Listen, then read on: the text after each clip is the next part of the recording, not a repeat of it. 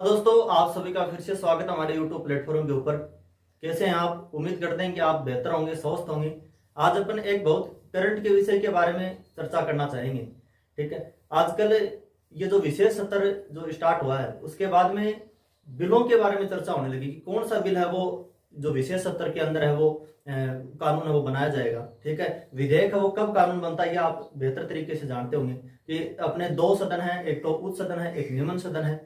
तो कोई भी विधेयक है वो राज्यसभा में जाए चाहे पहले लोकसभा में जाए, दोनों सदनों से है वो पारित होना आवश्यक होता है। उसके बाद में राष्ट्रपति की मंजूरी मिलती है, वो विधेयक है वो कानून का जो रूप है वो ग्रहण कर लेता है। तो हाल ही में ये जो आप देख रहे हैं कि महिला आरक्षण कानून ये जोर शोर से चर्चा में चल रहा है, और ये लोकसभा ने नहीं, रात को राज्यसभा ने भी है वो पास है वो कर दिया है। ठीक है। बहुत जल्द है अब ये 128वां संविधान संशोधन के अंदर है वो महिला जो आरक्षण ये जो कानून है। और ये कोई नई बात नहीं है, महिला है वो महिलाओं के बारे में महिलाओं ने कई बार 1931 से इसकी वो शुरुआत होती है, जब सरोजिनी नायडू और एक अन्य और महिला थी, उन्होंने वो इनमें मतलब राजनीति के अंदर वो महिलाओं की जो सहभागिता उसके बारे में वो सबसे पहला जो कदम उन्होंने उठाया था कि महिलाओं की सहभागिता वो बढ़ानी चाहिए। लेकिन उस टाइम में वो उस चीज को दबा दिया गया।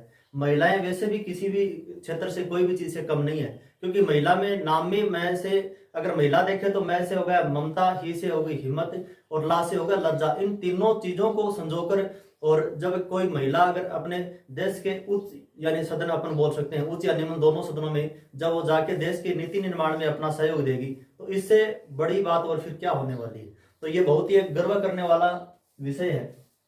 सबसे पहले इसके बारे में देखते हैं कि इसका जो नाम है वो भी इन्होंने इसी टाइप का दिया है, जैसे नारी को मतलब एक शक्तिशाली उस नाम से है वो नजर आएगी। इसका जो नाम है वो क्या है? नारी शक्ति, नारी शक्ति नारी शक्ति और वंदन। ठीक है। नारी शक्ति को हम भी वंदनीय, वास्तव में वंदनीय है नारी शक्ति। ठीक है। हम नमन करते हैं समस्त नारी शक्तियों को। उसके बाद में अगर अपन संविधान संशोधन की बात करें तो ये 128वां संविधान संशोधन है। ठीक है। 128वां संविधान संशोधन है। संविधान में संशोधन है वो होते रहे, अब तक 128 बार हो चुका है। कोई भी चीज वो परिपूर्ण नहीं होती, उसमें संशोधन की जरूरत है वो हमेशा होती है। ठीक है। 128 ही नहीं, 129वां भी होगा, 130वां भी होगा। कोई न कोई चीज में कमी रहती है तो हम संशोधन करते रहते हैं संविधान में। और संविधान में संशोधन करने की जो शक्ति है वो सरकार के पास होती है। दोनों सदन है वो उस चीज को क्या करते हैं? संशोधन करते हैं संविधान के। अगर अपन इसका मुख्य उद्देश्य क्या, देखो नाम में देखो महिला आरक्षण कानून। अब ये महिलाओं को आरक्षण देने का कानून है। अब महिलाओं को आरक्षण वो कहाँ दिया जाएगा? कोई नौकरी में दिया जाएगा या फिर कहाँ दिया जाएगा? तो ये जो आरक्षण है ये बात करता है राजनीति के अंदर की। ठीक है। राजनीति के अंदर की अगर अपन बात करें तो दो सदन होते हैं, एक उच्च सदन होता है, एक निम्न सदन होता है। ठीक है। अगर राज्यों की बात करें तो विधानसभा, विधान परिषद। देश की अगर अपन बात करें तो लोकसभा और राज्यसभा। लेकिन ये जो आरक्षण है ये एक तो ध्यान में रखने बात ये है कि ये निम्न सदन में ही होगा। ठीक है। निम्न सदन में ही आरक्षण वो लागू होगा, निम्न सदन में। निम्न सदन का मतलब क्या हो गया कि अगर केंद्र सरकार की बात करें तो लोकसभा अपन बोल सकते हैं। ठीक है। लोकसभा के अंदर, और राज्यों के अंदर क्या होगी? जो समस्त राज्य हैं उनमें विधानसभाएं, समस्त राज्यों में क्या होगी? विधानसभाएं। उनमें 33% है वो, कम से कम 33% वो महिलाओं का आरक्षण वो दिया जाएगा। 33% का मतलब क्या होगा? एक तिहाई होगा। अच्छा, ये जो एक तिहाई जो आरक्षण है ये रोटेशन आधारित होगा। ये क्या होगा? रोटेशन आधारित होगा। रोटेशन आधारित का मतलब क्या हो गया? जैसे आप कोई भी लोकसभा क्षेत्र से आप है वो समझ, हमारा लोकसभा क्षेत्र वो झुंझुनू है। ठीक है। और अब की बार चुनाव में क्या कि झुंझुनू की जो लोकसभा सीट है उसको महिलाओं के लिए आरक्षित कर दिया गया। इसका मतलब ये नहीं कि हमेशा के लिए है वो आरक्षित रहने वाला है, ऐसी बात नहीं है। ये रोटेशन आधारित होगा। अब की बार झुंझुनू को अगर आरक्षित किया गया है तो अगले चुनाव में चोरू को आरक्षित कर देंगे, फिर अगले चुनाव में बीकानेर को आरक्षित कर देंगे। इस प्रकार से किया गया है।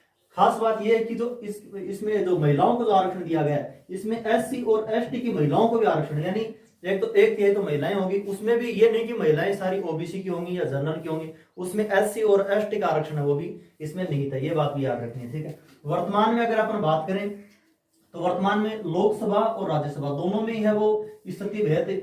वैसे देखें तो अब तक की लोकसभा में सबसे ज्यादा प्रतिशत यानी 15%, लोकसभा की बात करें तो लगभग 15% सीटें हैं उसके ऊपर, मतलब महिलाएं 15% है लोकसभा सदस्य में। फिलहाल 543 है वो सीटें लोकसभा के अंदर है, 543। इसी प्रकार अगर हम राज्यसभा की बात करें तो 14% है वो महिलाएं हैं वो इसी यानी राज्यसभा के अंदर है वो सदस्य हैं, ये 14% है। लेकिन ये आंकड़ा वैसे अगर वैश्विक स्तर के ऊपर अपन देखें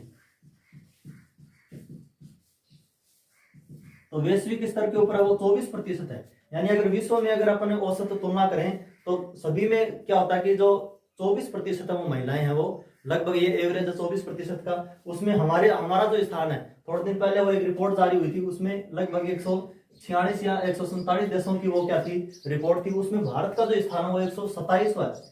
ठीक है, ये रिपोर्ट किस टाइप की थी कि देश की राजनीति में, चाहे वो विधानसभा हो चाहे राज्यसभा लोकसभा, इनमें महिलाओं का वो प्रभुत्व मतलब स्थान है वो कितना, सहभागिता वो कितनी है। तो उसमें अपने जो पड़ोसी देश हैं, चाहे पाकिस्तान हो चाहे बांग्लादेश हो, नेपाल भूटान, इनकी स्थिति है वो भी बहुत ज्यादा, बांग्लादेश की स्थिति तो भारत से बहुत ज्यादा बेहतर है। यानी बांग्लादेश का जो स्थान है वो इन 146 देश में 60वां स्थान वो रहा था। तो बांग्लादेश की स्थिति काफी अच्छी है इसमें। अगर इस आरक्षण की बात करें तो ये जो आरक्षण है ये 15 वर्ष है, इसको बढ़ाया भी जा सकता है, 15 वर्ष तक है वो आरक्षण वो इनको मिलने वाला है। ठीक है, इस 15 वर्ष की अवधि को वो बढ़ा भी सकते हैं, ये बात होगी। उसके बाद में कई विधानसभा सीट ऐसी हैं, कई राज्यों में विधानसभा मतलब जहां पे विधानसभा है वहां पे 33% नहीं 50% है वो भी इनके लिए क्या रखा गया है, वो भी अपन देखने वाले हैं। कुछ एक राज्य हैं जहां पर विधानसभा सीटों में 50% है वो आरक्षण है वो इनके लिए वो रखा गया है। ठीक है, उसके बाद में अगर राज्य में देखें तो सबसे ज्यादा छत्तीसगढ़ में सबसे ज्यादा महिलाओं का वो स्थान है। ठीक है, और अगर नागालैंड की बात करें तो नागालैंड में 60 सीटें हैं, कुल विधानसभा सीटें 60 है, जिसमें से मात्र 2 महिलाएं हैं। ठीक है, तो ये सबसे कम स्थान है, सबसे कम प्रतिशत की बात करें तो नागालैंड का महिलाओं का। ठीक है, और सबसे अधिक की बात करें तो छत्तीसगढ़ का सबसे ज्यादा है। उसके बाद में अपन देखेंगे तो महिला आरक्षण है जो ये बिल है, इसका इतिहास क्या रहा। तो अगर इसकी शुरुआत की अगर अपन बात करें तो शुरुआत वो होती है 1931 में। 1931 में इसकी शुरुआत होती है। सरोजिनी नायडू ने एक और महिला थी, उन्होंने सबसे पहले इस चीज की मांग उठाई थी। ठीक है, कि महिलाओं को भी है वो राजनीति में मतलब पुरुषों के बराबर या फिर कुछ न कुछ है उनको रिजर्वेशन वो मिलना चाहिए, ताकि वो भी अपने हक की मांग, अपने जो खुद के जो मुद्दे हैं महिलाओं के, उनकी वो मांग है वो रख सकें, उनके मतलब वो कानून वो बना सकें इस प्रकार से। उसके बाद में अगर अपन 73वां और 74वां संविधान संशोधन अपन पढ़ते हैं, 73वां और 74वां संविधान संशोधन 1992, 73वां और 74वां संविधान संशोधन वो किससे संबंधित है, पंचायती राज से संबंधित है। ठीक है, और ये शहरी से संबंधित है। तो इन्होंने भी क्या दी थी कि 1/3 है वो क्या होंगी, महिलाएं शामिल होंगी। ठीक है, तो सबसे पहले अगर अपन बात करें इसकी तो ये बात है, कोई नई बात नहीं है महिलाओं के आरक्षण के लिए राजनीति में, ये बात है वो 1931 में भी अपने देखी। उसके बाद में 73वां 74वां संविधान संशोधन पंचायती यानी चाहे रूरल हो चाहे अर्बन हो, दोनों ही जगह वो क्या दिया गया महिलाओं को वो 1/3 है वो आरक्षण दिया गया। ठीक है, इसके अलावा जैसे कुछ राज्य जैसे बिहार, झारखंड, इसके बाद में महाराष्ट्र, ठीक है, केरला, आंध्र प्रदेश, ये 5-6 स्टेट ऐसे भी हैं जहां महिलाओं को 1/3 नहीं 50% वो क्या दिया गया है, आरक्षण दिया गया है। यहाँ पे क्या दे रखा है, 33% नहीं 50% वो आरक्षण दे रखा है। इसकी बात करें तो सबसे पहले सकारात्मक कार्यवाही। सकारात्मक कार्यवाही का मतलब क्या है कि इसका मतलब ये है कि जो भारतीय राजनीतिक दल है वो फिलहाल अपन देख रहे हैं कि वो पितृसत्तात्मक है। पितृसत्तात्मक का मतलब क्या हो गया, जैसे फिलहाल है वो कोई आदमी फिलहाल क्या एमपी, उसके बाद में वो अपने बेटे को चुनाव में लाकर वो मतलब एमपी का चुनाव लड़वा देगा। इस प्रकार से मतलब पितृसत्तात्मक का मतलब ये होगा कि वो गाड़ी वो एक प्रकार से पुरुष की तरफ ही वो जा रही है, महिलाओं की तरफ वो कम जा रही है। तो इस कार्रवाई के विरुद्ध है वो एक ये अच्छा कदम है। ठीक है, पितृसत्तात्मक के विरुद्ध। उसके बाद में मजबूत लॉबी, यानी अगर महिलाएं वो लोकसभा हो चाहे विधानसभा वहां पे जाके वो अगर जाएंगी, ठीक है, बहुत यानी 33% सीटों के ऊपर जाके वहां पे अपने हकों की मांग करेंगे, तो एक प्रकार की क्या होगी, मजबूत लॉबी का वो क्या होगा, निर्माण होगा। उसके बाद में राष्ट्रीय समस्याएं, जो भी महिलाओं की जो भी राष्ट्रीय समस्याएं हैं, ठीक है, उनको भी, क्योंकि कोई भी चीज हो चाहे महिला है वो अपनी जो समस्या है वो एक पुरुष से ज्यादा महिला खुद वो समस्या को जानती है। ठीक है, तो वो अपने खुद के जो भी नियम है, ठीक है, क्या क्या समस्याएं आती हैं, ठीक है, तो वो सब क्या कर सकती हैं, फिर उनसे लड़ सकती हैं। उसके बाद में नीति निर्माण, यानी नीति निर्माण में भी क्या होगा, इनका बहुत ज्यादा महिलाओं का वो सहयोग रहने वाला है। ठीक है, नीति का मतलब कानून हो गया। उसके बाद में क्या है, सांकेतिक बदलाव। सांकेतिक बदलाव का मतलब क्या हो गया, अगर महिलाएं और ऊपर मतलब जैसे लोकसभा में जाने लगी तो जो बची हुई जो महिलाएं हैं जो गांवों के अंदर है उनको भी क्या मिलेगा, एक प्रकार से मोटिवेशन मिलेगा। ठीक है, तो मोटिवेशन यानी एक प्रकार का क्या हो गया, सांकेतिक बदलाव हो गया। जैसे अपन देख रहे हैं कि धीरे धीरे थोड़े दिन पहले वो केबीसी के अंदर अपने राजस्थान के 2 सरपंच, ठीक है, उन्होंने जाकर अपना राजस्थान का ही नहीं, ठीक है, संपूर्ण जो महिलाएं अपने भारत की सभी का मान सम्मान बढ़ाए, वो एक प्रकार का सांकेतिक बदलाव था। अगर वो सरपंच नहीं बन पाती तो एक प्रकार का क्या होता, वो वहां थोड़ा ना जा पाती, ठीक है। तो ये क्या हो गया कि ये भी एक पॉजिटिव विपक्ष है। अगर विपक्ष में देखें तो विपक्ष में अपन ये कह सकते हैं कि महिलाओं को अपन एक जैसे आरक्षण दे रहे हैं जाति के हिसाब से, जैसे ओबीसी SC ST को उनको मिला हुआ है, तो महिलाएं हैं वो पुरुषों के समान ही है, वो कोई जातिगत समूह नहीं है।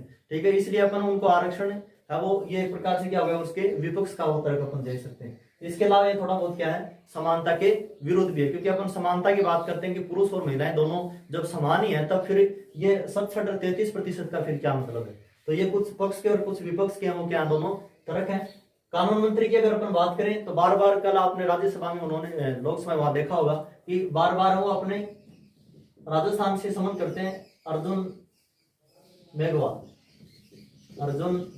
मेघवाल। ठीक है, ये बीकानेर से सांसद है, वर्तमान भारत सरकार में क्या है ये कानून मंत्री के ऊपर है। तो आज के वीडियो में हमने महिलाओं के जो आरक्षण जो बिल आया 128वें संशोधन के तहत उसके बारे में हमने चर्चा करने की कोशिश की है। उम्मीद करते हैं कि आपको वीडियो बहुत अच्छा लगा होगा। आप अपने साथियों के साथ भी इस वीडियो को शेयर जरूर कीजिए। बहुत बहुत धन्यवाद।